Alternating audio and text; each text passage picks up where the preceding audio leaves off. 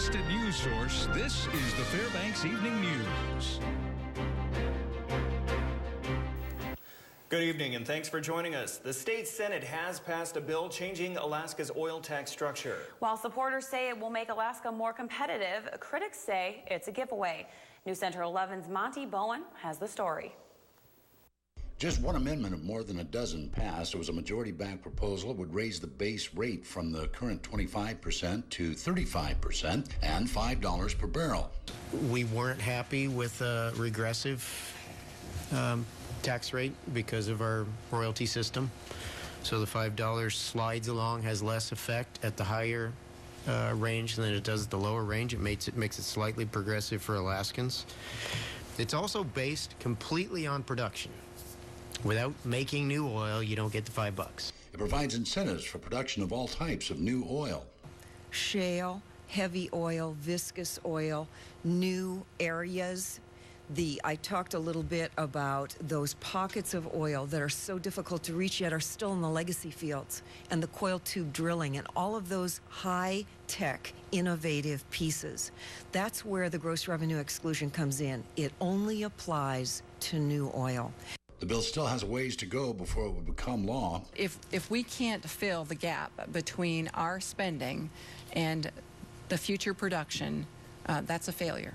We have to come in line, and I don't want to come in line with massive cuts to anything. We've invested in our people, and our people have expectations on services. But if we don't see production in the line, those expectations will have to be lowered. It now goes to the House for consideration. Monty Bowen, News Center 11. Details have been slowly emerging about the death of a 15-year-old Fairbanks boy who was killed early yesterday morning in an accident at his residence. Joseph, also known as Joey Hines, a Lathrop student, was found dead by a family member at 1 a.m.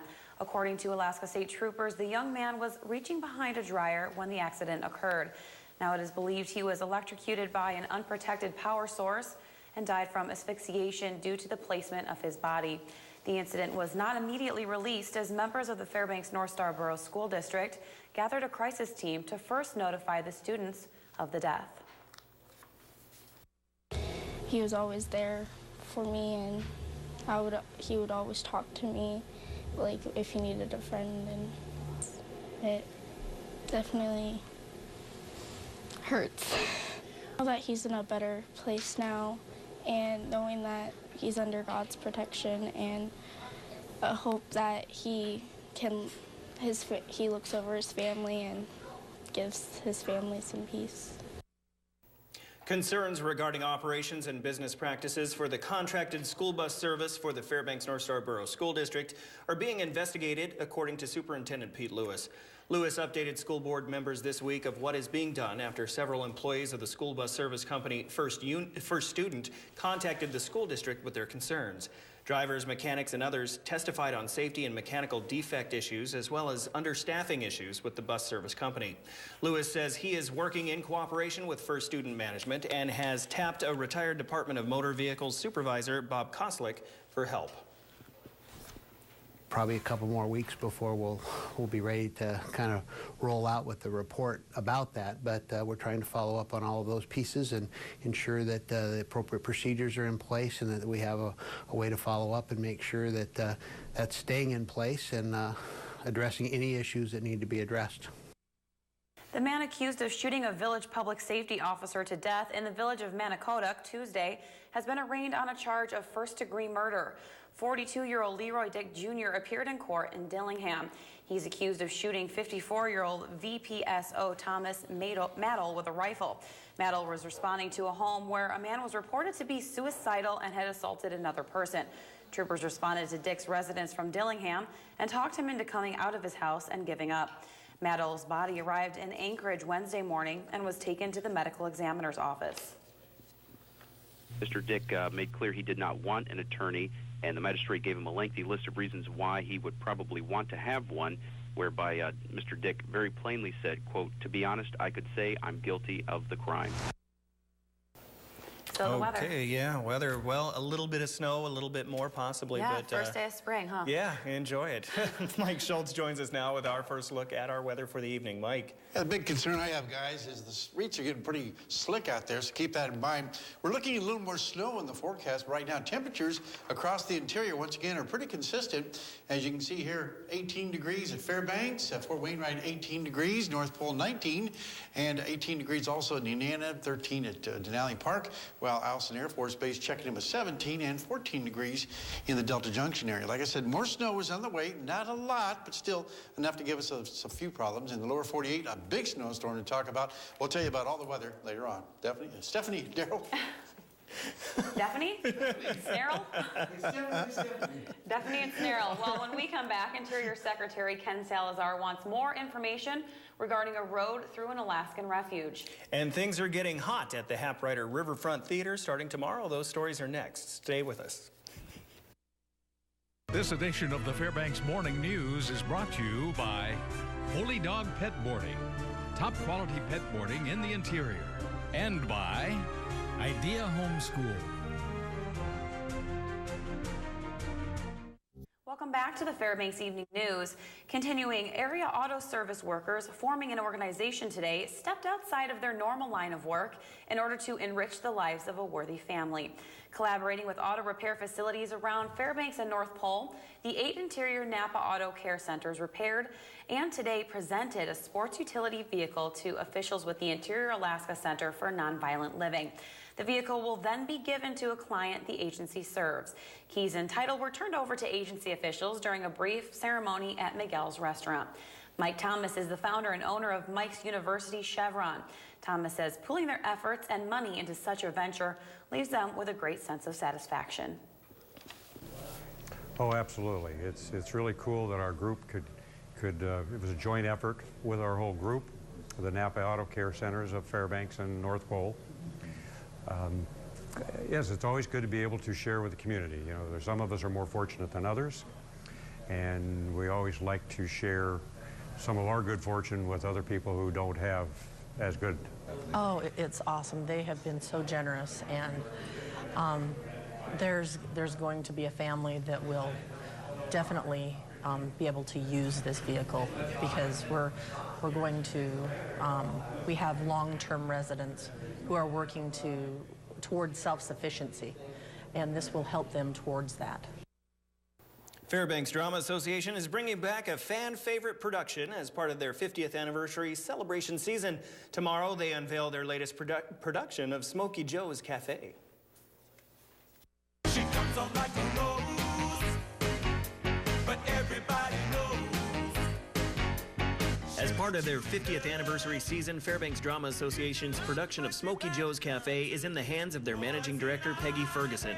This musical review is one of her favorites. Smokey Joe's Cafe is the longest-running musical review that has ever played on Broadway. And we're so pleased to present it as part of our 50th season. And it features a singing, dancing cast of 9 actors, 5 men and 4 women, and a live 6-piece rock and roll band on stage. Ferguson says smoking hot is truly the only way to describe the cast and show as they perform classic songs by Jerry Lieber and Mike Stoller, all almost instantly recognizable. The show features 38 songs by Lieber and Stoller, all of them in its own right. A top 40 smash hit from the late 50s and the early 60s. This is foundational rock and roll. This is when boogie woogie met rhythm and blues and rock and roll was born. This is a great show. If you stay in your seat and don't get up and dance, there's something wrong with you. No, I'm just kidding. Performances are scheduled March 22nd through April 7th. Friday and Saturday evening performances at 8:15, Saturday and Sunday matinees at 2 p.m. All showings at the Hap Ryder Riverfront Theater. Call 456-PLAY for reservations. So, Daryl, are you going to get up out of your seat and start dancing? I was about to say, that's classic Fairbanks, that Peggy Ferguson hairdo. Oh, yeah, absolutely, absolutely. Well, let's get right into sports. A lot of sports. Madness, the madness has been crazy. Interior teams representing pretty well, but a couple heartbreaks also. We'll talk about it. Sports is next.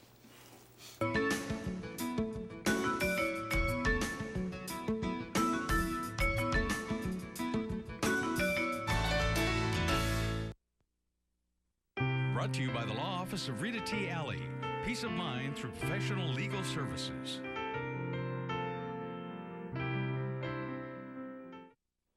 And welcome back, Interior Alaska. Daryl Lewis in the house, holding it down hard for Joe Cook, who's down in Alaska's largest city, taking in the sights and sounds of March Madness Alaska style, which is where we begin. 1A and 2A squads having wrapped up their end of the festivities. Now comes the larger schools, 3A and 4A teams, and the Interior very well represented. Some of them already punching in early, playing their first games, and overall a productive day indeed for most Interior teams, except for the Lathrop boys and West Valley girls who drop heartbreakers. As I mentioned, Joe is down in Anchorage's Sullivan Arena with more.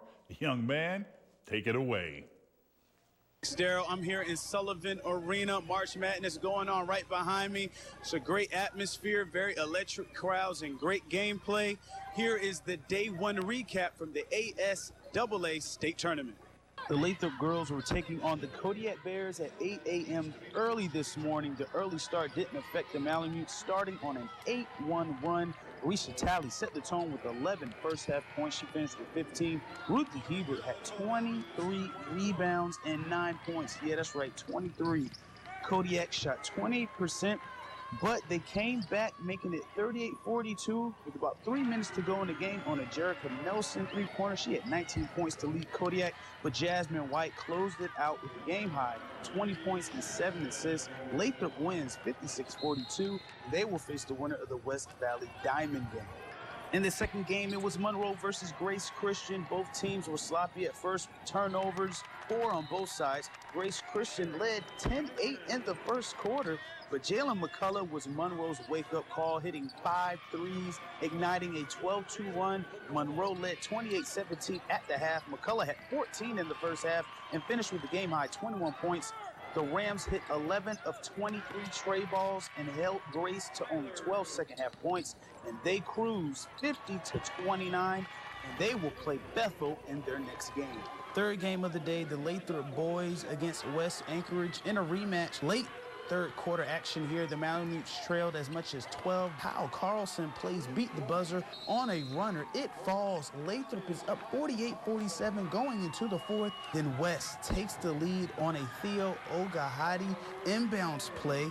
He had a game high 16 points and 8 rebounds. There's only 8 seconds left in the game. At this juncture, Teron Washington is at the line with a chance to force overtime, but he misses the free throw. West gets the rebound, and they will prevail 57-55.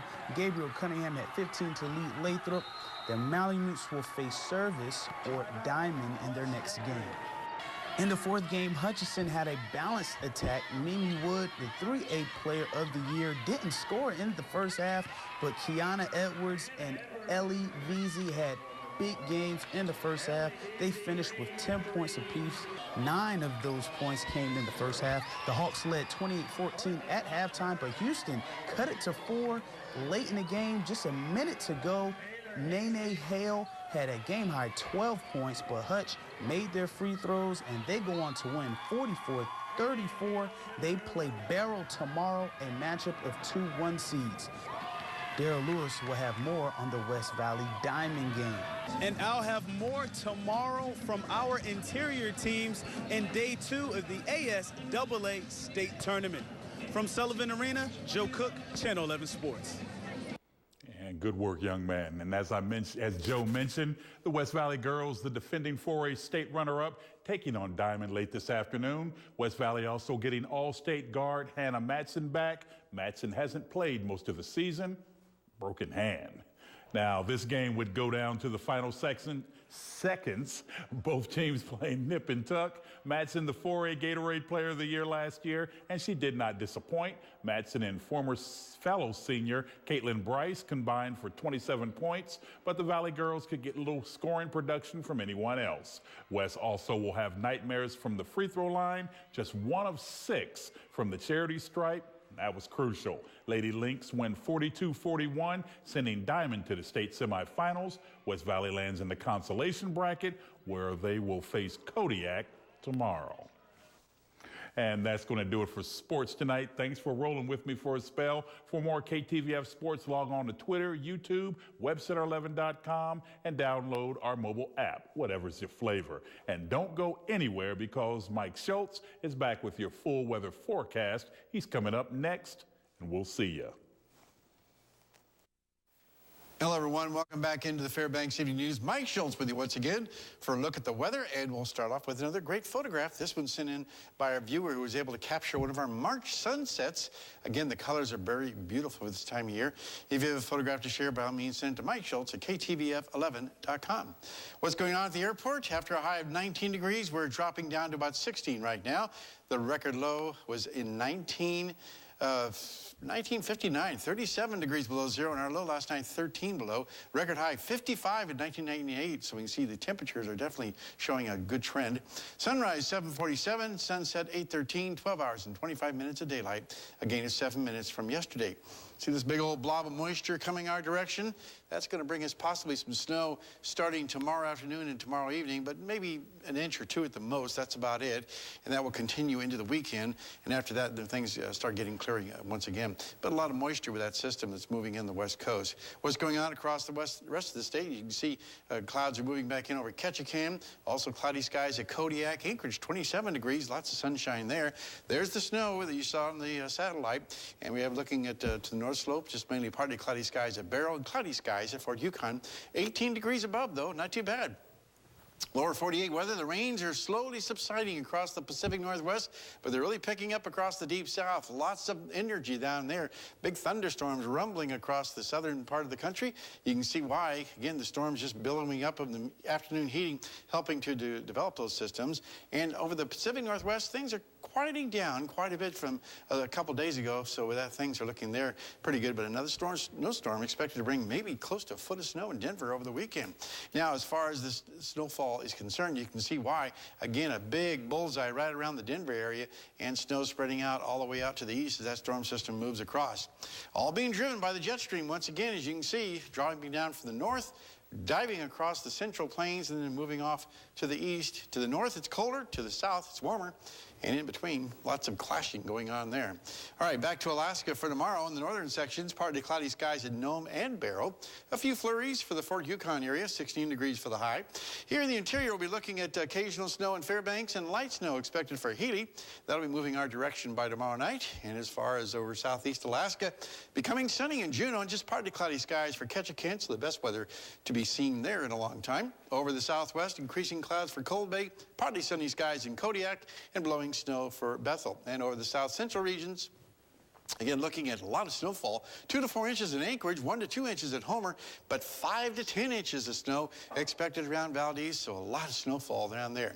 All right, back to our kids' weather for this week. And this week we've been talking with the kids from ICS, but tonight we're going to have the teacher with an interesting weather fact. Hello, I'm Miss Ward here at ICS School with my 4th grade class, and we have a weather fact to share with all of you. Class, did you know that the largest snowflakes ever measured were in Montana in 1889? They were as big as small pizzas. Wow, that's cool. And next week, we'll be visiting with the kids from Arctic Light Elementary School. Here's your forecast for the remainder of the evening. Looking at 4 degrees below zero for the overnight lows. Some scattered snow showers still around the area, but for the most part, they're north of the Fairbanks area. Now, tomorrow, we're looking at flurries, then a chance of some more snow developing by evening. 26 degrees, and into the weekend, things don't look all that bad. Looks like a little cooler. And slowly warming back up again for Sunday, right on through the 5-day period.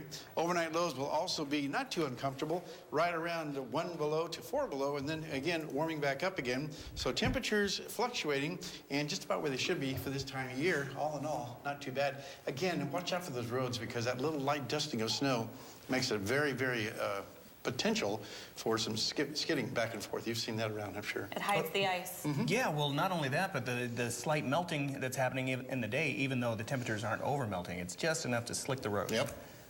Terrible. Springtime. Yeah, absolutely. Man, I wish I was down in Anchorage with Joe. That was like, just heartbreaker for West Valley. And you're a West Valley alum. Yeah, I know. I heard your heart break right after we went off the air. All right, that will wrap up this edition of the Fairbanks Evening News. As always, we are glad you could join us. Tonight on NBC Nightly News, a new generation home from war. Why are our veterans waiting years for the benefits and help that they were promised? That's next with Brian Williams. And remember, you can check us out here or online at webcenter11.com anytime. From all of us here at the News Center, have a good evening. Good night.